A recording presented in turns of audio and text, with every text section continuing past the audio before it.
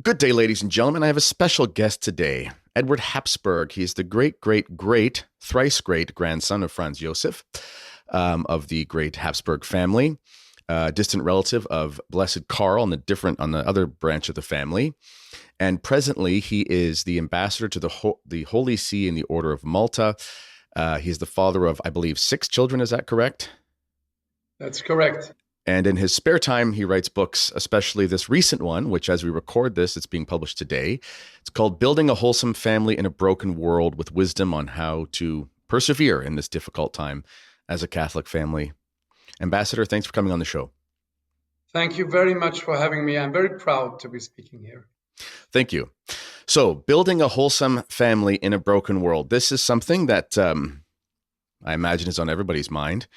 And I guess the main question we should ask is, although perhaps people, come from different stratas, different economic stratas, different countries and things like that, everyone's facing difficulties in raising their families today. What is the general purpose or the sort of theme behind writing this, raising children, raising a family in a broken world? Why did you write this? First of all, in script writing, you use the expression write what you know. Mm-hmm. And my experience for the last nearly 30 years was the great experience of having a wholesome family in a very, very broken world. It was less broken 30 years ago. It is now definitely broken. And so the experience is, I'd like to write about something that I know that I loved and that I experienced as the greatest thing that exists in this world, I think, apart from our faith. And the other thing that I notice is that it is not succeeding very well all over the western part of the world. And that for most people, family is not a wholesome experience with great happiness, but broken families, broken relationships, unhappiness, basically broken. And so my idea was, if anybody can write a book about these big topics, how to have a succeeding family, it's perhaps a Habsburg, because my family was, for the last 800 years, basically doing that, building a wholesome family with Catholic faith, with family values, with principles passed on from generation to generation. So I thought, why don't I write? Well, this book is mostly about my own experience and what I think is going right and wrong in today's world, but it's peppered with examples from my family history. And it's something of a starter kit for anybody who is looking for a spouse, starter kit for a family that is beginning and wondering how many children should we have, what is the most important thing in our marriage. And so all of this you should find in this book. And really, I think it's a very timely book. And I think I get a free pass to say quite reactionary things. I mean, in my first book, it was far more cuddly and general and inclusive. And this book here is spelling out the truths. And I chose the colors black and golden, which are the Habsburg family colors, for the cover. So you see, this is not a fun little read, but it's serious. It's really serious stuff. But I still believe it's fun read because it's breezy, it's fast, it's not too heavy. Yeah, I think it comes in around 160 pages. And actually, I'll just show it on the screen here, ladies and gentlemen. This is where the book is available at Sophia. And there is a link underneath the episode here, whether you're watching this on YouTube or on Substack or listening on one of the major podcast platforms, iTunes, Spotify, etc. There is a link there that you can click. And as a little selfish on my part, if you use that link, there actually is an affiliate benefit for clicking the one that I put there. So in your charity, if you might click that one, we scratch each other's back in that sense. Well, actually, it's interesting. You mentioned the difficulties of the broken families. So I don't talk about this too much on air because I do love my parents and I don't mean to speak about them, but they were divorced when I was very young. And so I lived through the difficulties facing that, the remarriages and all those kinds of things. And, in many ways, people of my parents' generation are probably a victim of their circumstances, as we all are in some degree. And the 50s and 60s and 70s, the free love movements and the, breaking off the shackles of the old moral order and all that kind of stuff really did do a number on people. And, sadly, a lot of catechesis was failing in a lot of places. And of course, the public schools, I mean, all the things we could talk about. It really was a recipe for what has happened now. And now we're living with the consequences of that. But I've noticed something interesting, and maybe you've noticed this as well. I find it kind of hopeful. I'm 36 years old, so many of my peers do come also from broken families, because it's very common for children of parents of the boomer generation to have experienced that, very high divorce rates. But I've noticed that many people that are my age, because of their experience, have made sort of a vow to themselves and God, I guess, to essentially not repeat the same mistakes and learn from the mistakes that have happened. Have you noticed that there's a hunger for this sort of thing, maybe something similar to that? Yes, it's very interesting. One of the questions I get asked regularly in interviews is, what should people do who cannot anchor their vision of family in their own experiences? And I say to these people, anchor your idea of marriage in the hopes that you have for a good marriage. And I think that many people experience something bad, but they won't be dragged down by that. They go out there to look for people who have a wholesome approach. They will try to find a spouse that has a different approach. And I see a lot of people not sort of submitting to their fate of divorced kids will also be divorced kid, and there's no way. These things are changing. I think we live in a time within the Catholic Church, within the Western culture, where many people discover to their astonishment that they can begin building something totally new. That you are not dependent on the society you live in. That by getting married and by having a family, you build a little castle where nobody can interfere, where you can pass on the values, where you can live a happy family life, where the state can't put their wires in your brains. And all of that, there is an image from the Orthodox liturgy that the newly married couple, they hold two crowns over them. And the idea that you build a new kingdom when you get married. And as there is a great thirst and desire for values that carry for a long time, I think many people, as you said, are discovering this and are desiring to do this differently. And it's so easy. You just have to find somebody who shares all these values, who has the same project. You have to put God in the middle of your relationship, and then you go for it, and you have a big family, and it's really the greatest thing in the world. And with God's help and with grace, you can overcome all your hurt, your wounds, all your life, if it was sinful, can be redeemed by grace. So it's possible. The great message is it's possible. You are not doomed to repeat your parents' mistakes, right? That's right. Well, so you come from a long line of royals, of monarchs, of emperors, and a family with major responsibilities and difficulties. The grass is always greener on the other side. People think, oh, I'd love to be part of a famous family or something like that. Well, maybe you wouldn't. And on the other side, there's always different difficulties in different states in life. And God has placed us in our various positions, and he will give us the grace of state to withstand the storms and things like that. But I guess my question is, although the challenges of a royal family would seem, like they'd be totally different, I imagine there are a lot of things that your average royal goes through that are just, just a family. Is there a big difference in growing up in a type of family like that? Or is it just, we're a family like anyone else, and sure, we have different jobs, but we have the same kind of, family things to work out? On one level, it's very similar. Most people imagine the privilege. What they don't realize is that if you are part of a royal family, of a ruling royal family, you grow up with an incredible sense of duty. Mm. Every action you do, every time you go outside the walls of your house, every person you speak to, every church you visit, every time you use one of the two languages in your country, you make a decision, and the decision is, I have to do whatever I do for the good of my country. This is an attitude, by the way, that today's politicians never learn. The idea that you have to absolutely put yourself in the second place and do everything so your country survives, so your country thrives, so the citizens of your country are well. And this is something that is built into the DNA. I'm in the privileged position to have met the current kings in those monarchies in Europe that are naturally not monarchies as they used to be. These are constitutional monarchies. But still, I've met all of them when they were princes in training.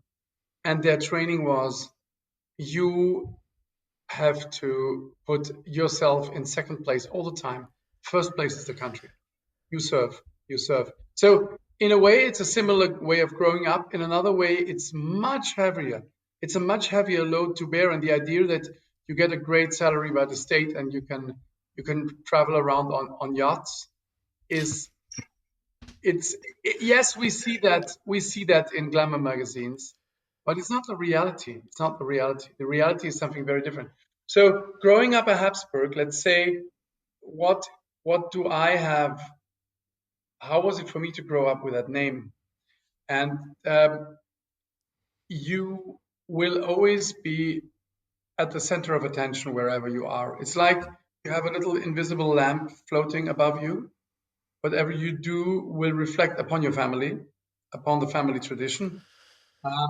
For instance, I sometimes like Japanese anime, and if I make a tweet about a great anime movie, the reactions will always be, "I can't believe it! The Habsburgs love anime." Of course, the Habsburgs don't love anime. I have lots of cousins who never even know what anime is. But whatever you do, it reflects on your entire family. And so some of that, a little remainder of what I just told you about ruling families, you still have, because you kind of grow up. People expect something of you. Yeah. They don't exactly know what they expect of you, but they expect something, and you have to figure out what that is. So yeah, similar and different, but it's great. It's great because I automatically have a podium. If I want to say something, many people will listen. Even more now that I'm slowly closing in on 100,000 followers on Twitter. Yeah. So I'll get to my next question, but the anime thing, when I was a kid, I used to watch Dragon Ball Z. I don't know. It's been a long time. I mean, I think that show's actually from the early 90s or maybe the 80s, but it was in English and reruns when I was watching it in sort of the early 2000s. But that was my extent of it. But yeah, that was a fun show. That was a really fun show. I still, to this day, the image of Goku doing the whole Super Saiyan thing. Honestly, I remember, this is a little inside information, but I released a book last year, and by God's grace, it was number one on the Catholic thing on Amazon for a week or two. And I texted a friend of mine a screenshot of the number one place, and then a GIF or a GIF of Goku turning into a Super Saiyan, and that's my little anime millennial thing. But anyway, so I understand what you're saying about that. Now, you mentioned, and this is maybe not part of the book, but I think it's interesting for conversation, especially considering your perspective as a Catholic and as from a royal family. The politicians in our day, right now I'm doing a study on the kingship of Christ on my Substack. For people who are interested, you can sign up. And one of the things that we're trying to unpack here is that when there's no kingship of Christ in society, it's not just a civil matter. It affects every aspect of life. And it affects the parents. It affects their ability to raise the children in the faith, because, I used to be a teacher, and we had a problem with cell phones. And thankfully in my province, they finally changed the law, and now they're not allowed in classrooms in high school, which is great. But there was no law. So it was just the school board would make a policy, and we don't have any authority, there's no corporal punishment or anything like that anymore. So it's just, if the kid wants to disobey the teacher, if the parents aren't going to back up the principal, there's really nothing they can do. And that was a problem we faced. And there's something like that in society where the rulers, it's just lip service. They'll talk about right and wrong, and they'll talk about good and evil, and but really it's all just material, earthly considerations, and there's no Yes. concern for the supernatural. So I guess, how important is that concern for the supernatural as the ultimate end for a family, just like it is for a state? You're absolutely right. Our worldly rulers seem to govern the behavior in the supermarket. I think we're living in a supermarket. Everybody, we just have to make sure that everybody can consume in a good and peaceful way, and not run into each other too much. And that was differently. Rulers in the past had a moral imperative. They tried to educate also by laws. That's all over. That's all over. So the place where people have to encounter the fact that they are a human being informed, shaped, and made for eternity is the family. Unfortunately, you might not even be sure anymore that you will encounter this in church. Hmm. You will definitely not encounter it anywhere in society. There are parts even of the United States where it's more possible that faith is visible in the public space. In Hungary, most definitely it is. But in Western Europe, for instance, the idea that we should be a strongly secular society is very strong. But we're Yeah. not built like that. We're as already Aristotle says, is we're hopelessly supernatural. We're just built that way. Yeah. And so one of the key points of my book, the first point is when you're looking for the right spouse, is you have to look for someone who shares your faith. And not beginning by, is that woman hot or buff, buff husband, or and am I terribly in love and do I have butterflies in my belly? But I begin by faith. You need to find someone who shares your faith. If that person's Catholic, all the better. If you find a strong faith in another Christian denomination or even in another faith, good on you. But I strongly believe that the Catholic faith is the path to marital happiness. And if you're not Catholic, become a Catholic. But I'm not talking about being baptized a Catholic. I'm being talking about you have to marry someone for whom faith is the center of her world. Why is that so important?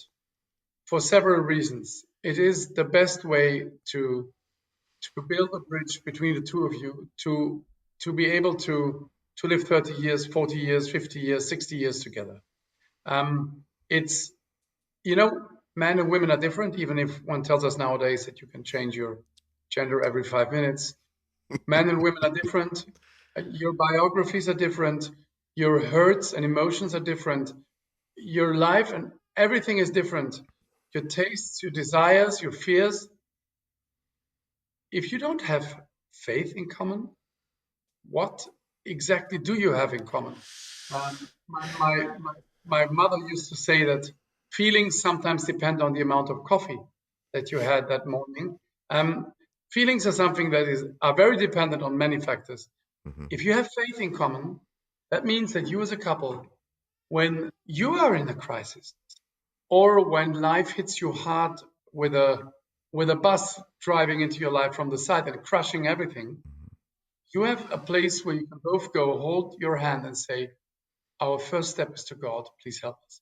If you have a crisis between the two of you, one of the two of you can take the hand and say, let's pray together. I don't know what people do that don't have that. Yeah.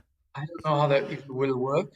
So that's the first reason. The second reason is you will, with God's help, and if it's possible for you, you will have children.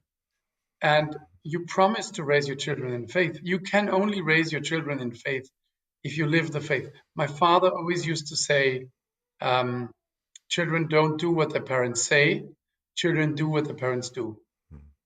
And if they see that you are praying, if they see that you as a father are praying the rosary, if they see that you as a father are kneeling and waiting for confession, they will do it. So I'm saying is like, you cannot fake it. You cannot fake faith. And the idea that we are not really personally devout, but we want our children to be vaguely Catholic because it's somehow the way it's done, doesn't work anymore. As my daughter told me when she was 14, she said, all those modernist liberal Catholics you always speak about, they don't exist in my generation. You're either Yeah, Catholic that's right. or you're not. And that's the point. You have to raise your children from the beginning in a strong lived faith. They'll be gone with the first contact with the modern world. Hmm. Yeah. Well, so I graduated from a high school called Catholic Central High School. We were the Crusaders, very good football team, Canadian football, and I loved the sport and everything. But and decent education. I mean, I'm a writer and stuff now, so I must have learned some things, but no catechesis. It was just a typical story of how it's been. And my wife and I were thinking the other day because we're from two different grades. She's a year younger than me, so she graduated a year after me, and there's probably about 225 to 250 people in my graduating class. And I didn't know all of them, but I kind of knew of most of them. I was like a school president, politician, and captain of the teams and stuff. So I kind of knew most of the people. And I was thinking, are any of these people that I went to school with, are any of them practicing Catholics now? And I could probably count on less than one hand, the ones out of the 250 or so. Now I might be wrong on that. Like, there's obviously some people I didn't know, and I hope there's more than that. Maybe it's a dozen, maybe it's 24, but still, out of 250 people or so that all graduate from a Catholic high school, it's exactly what you're saying. It's not as if, they still go through the cultural motions of going to church and they still do the things. They just drop it. They just absolutely drop it. Yes. But I do think that there is, to be positive, there is a fertile breeding ground right Yes. now. Because, the hardest person in the world to engage in a conversation about Catholicism is a liberal Catholic. The hardest person on earth to engage is a modernist, because they believe that they know what they're talking about and they've thought about it, albeit wrongly.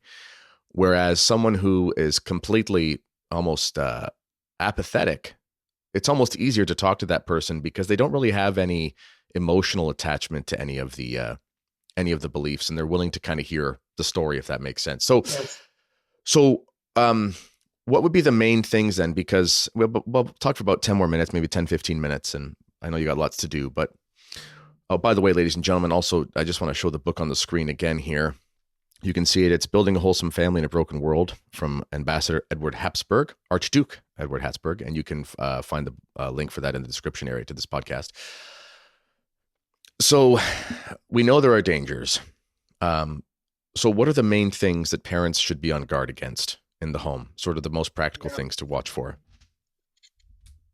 Well, I think the three things that you should give your children in your childhood, I think before they even get into school, and mostly before they get into the dating game out there, is a strong lived faith. They, as my grandfather told me, his father told him, "I want you to be educated along the principle, not be afraid of a glass of wine and not be afraid of a rosary." You should raise your children so they know what a rosary is, so they know where confession is and why you should go to mass. All of these things you should pray in the family. Yes, exactly. You should pray in the family together, and all of that, so that your children, when they get out of house, know how to pray.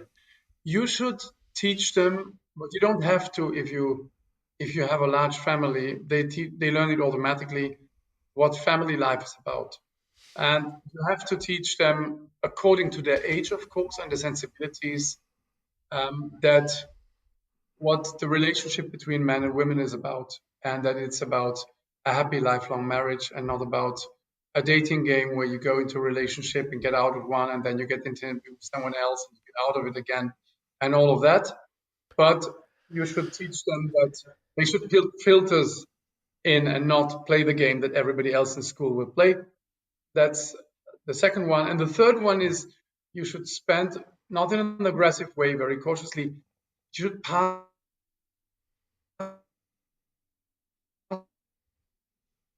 on all the values about politics. They should learn all these things before they even get into school.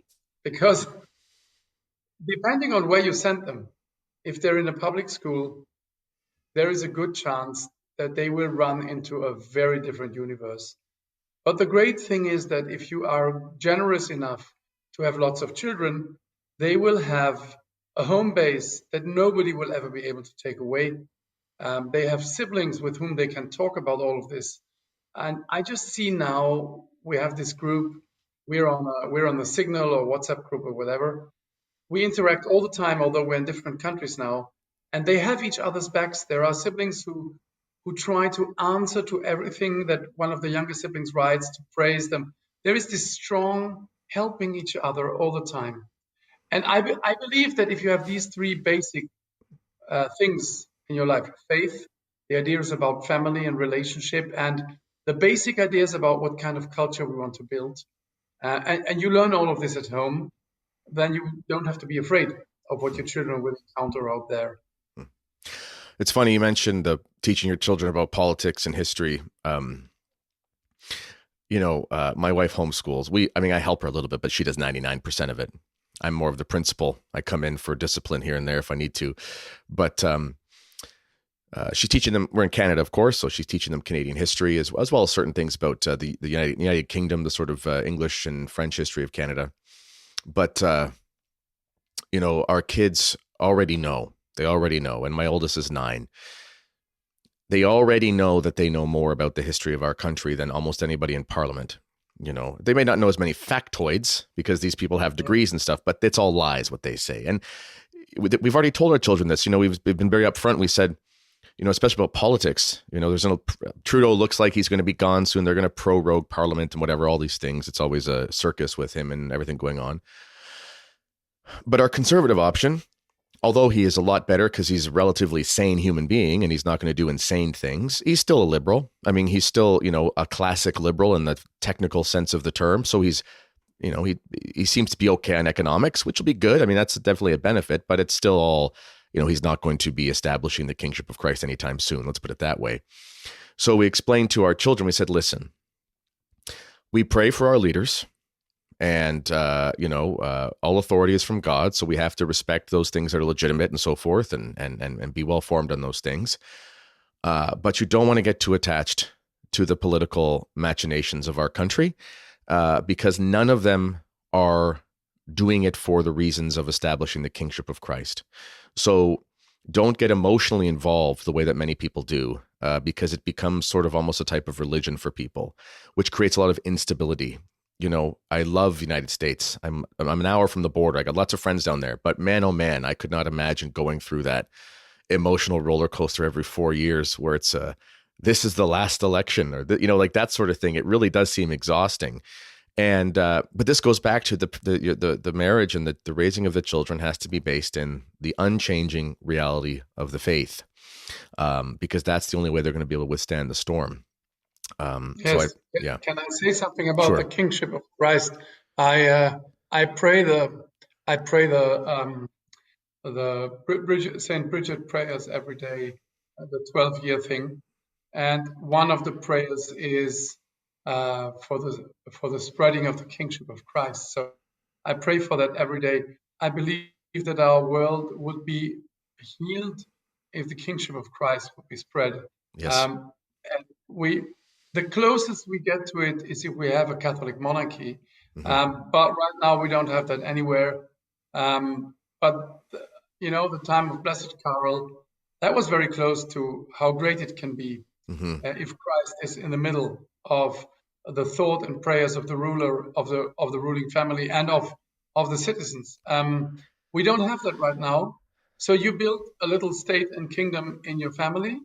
You raise your children with a healthy exchange of the ideas of today, and you show them the limits of what the state today can do, and you raise them so they can face other hardships, because when you are old and they are going to grow up, they will have to face different kind of crisis. You give them the starter pack. So this book is a lot about what you can pass on to your children, little suggestions for everyday life, also with examples from Habsburg history. How the Habsburgs passed on culture, for instance. Yeah. So last thing here, you mentioned in the book, before I let you go here, you'll mention in the book, the spouse bucket list. What is the spouse bucket list about? Well, I've been asked several times, how can I find a good spouse? How do I know that the person that is making my heart beat or making me happy is the right person to get married? And I mean, before you even talk about the spouse bucket list, you shouldn't be in an intimate relationship with that person when you think about it, because my bucket list is simply a checklist of 5 points. Okay. And in order to be able to apply those, you shouldn't be in a relationship because then you have sentimental sauce poured over your relationship, and you can't look at it in a clear way. So I say I've got 5 points. 3 of them are essential. 2 of them are negotiable. And if you have the 3 essential ones in place, then the 2 other ones shouldn't bother you too much. They should still bother you, but not too much. If one of the 3 essential ones doesn't work, then think about whether it can work in the future. So what I'm saying is, it ain't no rocket science. First one is faith. Find someone who shares your faith. The second one is family. Have long conversations with that person, whether they have the same idea of family as you have, which means, are you ready for many children? And are you ready for the hardships that come with that, for the career decisions that come with that? Are you ready for all of that? Because, but in exchange, are you ready for the greatest happiness you would ever have in this world, apart from faith, of course? And the third thing is, I speak about chastity. You are trying to find a chaste spouse. You try to strive for chastity. Your spouse should strive for chastity, because this is a recipe for a happy marriage. The line in the book is, chastity does not mean no sex, it means sex where it belongs. Mm-hmm. And that's the easy rule. So you're looking for someone like Blessed Carol. And of course, it's not easy. We live in a time where it's very difficult to be chaste, to live chaste, especially if you're single. And you will have to look a bit further. You might not find your chaste, holy, family-loving spouse in the bar around the corner. And then 4 and 5 is what I would call character compatibility. Do you fit together? Do we help each other? Are we in peace when we're together? It's very often the case when you're different, but when you click well with each other. And the 5th one is what I call cultural factors, which is, you're a city girl and he's a fisherman on the Outer Hebrides. Can you live for the rest of your life on the Outer Hebrides? Yeah. And be buried there? Or do you need your frappuccino? And or your future wife is looking after her handicapped sister. Yeah. Can you deal with that? This sort of, and are your cultures very different? You would be surprised. Within the States, I think it's rather harmonious, but you would be surprised how different, even between European countries, the cultures are, and some of that can be really tough on people. Mm-hmm. So this is my bucket list. And if I say, if the first 3 are very okay, then you have a good chance you cannot guarantee a happy marriage, because we are free, we are sinners in a broken world. But with the help of grace, with the help of God, you have a good chance for a lifelong, happy, fulfilling marriage. And I mean, nothing of what I just told you is my own invention. This is stuff that everybody knew for the last 2,000 or for the last 10,000 years. I think this is duh. Yeah. That's it's, last thing I'll say. It's funny you mentioned the different cultures. So I would say, because my mother's an Italian immigrant, and I used to live in Lucca, which is near Florence, roughly near Florence, and between Florence and Pisa, essentially. And I would say, even in the same country, if someone is Lucchese and there's someone from the region of Spezia or Pisa down the road, that might be incompatible in some European countries, because there's so many old rivalries going back to, yes, times of skirmishes between duchies and things like that. So cultural compatibility is very important, even in the most regional aspects. Yeah. Yes. All right. Well, this has been an absolute pleasure. As our mutual friend Taylor Marshall likes to say, he's just a dab with the webcam. Well, I think Taylor has a nicer camera than I do. I'm actually using just a webcam. So I'm truly a dab with webcam here. And this is quite an honor to have you. Can I say something? Yes. You've got the cooler beard. Thank you. Well, we've all got something, but it's been wonderful. And before we sign off, Of course, the book, everyone can find the link for that underneath in the description area for this podcast or video, wherever you're watching or listening. Where else can people find you and interact with you? I'm on Twitter. I'm quite active on Twitter. I am there every day. I'm a fun, wholesome, and cheerful presence on Twitter. I never engage in aggressive battles. And I am still in that segment of Twitter. Sorry, I should say X, but I say Twitter. In that segment of Twitter X where I can interact with my followers, joke with them, like their tweets, because I'm close to 100,000. But you will find me on Twitter. You look for Eduard Habsburg. There's only one on Twitter. That's me. And follow me. And if you want to comment on something, I will very often try to answer, or at least like it if I like it. So that's a good place to meet with me. Read my book. Say a prayer for me. That's a very good way of interacting with me. I definitely need your prayer. Thank you very much. And I regularly try to pray for my followers on Twitter when I'm in St. Peter's or in one of the other big churches. I always include my Twitter followers in my prayer. So yeah, there we go. And if I can make a wish at the end, I hope that this book brings about around 100 marriages. So it looks like it cut out, but you were just saying 100 marriages. You're hoping to get 100 marriages sort of as a result of this book and 800 children. And I was starting to say that I have a friend who's from 13 and there's about 60 grandkids in the family so far. And I think he has 140 first cousins. Your not guilty pleasure, but your sort of TV pleasure you joke about is anime. My favorite show is The Office. It's a famous show, obviously. And there's a line in there where Dwight Schrute says, talking about someone's cousin, he says, "Congratulations on your one cousin. I have 70, each one better than the last." And I always joke with my friend, I say, you should say, "Congratulations on your 70 cousins. I have 140 of them, each one better than the last." So big families are a wonderful thing. Yes. All right. Well, thank you for having me on. Well, it's been a pleasure, and I'll be in Rome in, I don't know, 3 weeks, November 4th or 5th. We're arriving there, so maybe I'll see you walking around in a piazza or something like that. Yes, I have an idea where we might meet. Okay, excellent. All right, thanks, guys. Have a good day, everyone. This has been a pleasure. This is Mere Tradition, and just a reminder to everybody who's watching or listening, there's a lot of stuff on the Substack. A preview of my upcoming book, Kingship of Christ series, and other things, Q&As for members. So click that link and follow Archduke Habsburg on Twitter, and I'll see you next time. God bless you all, and we'll see you soon.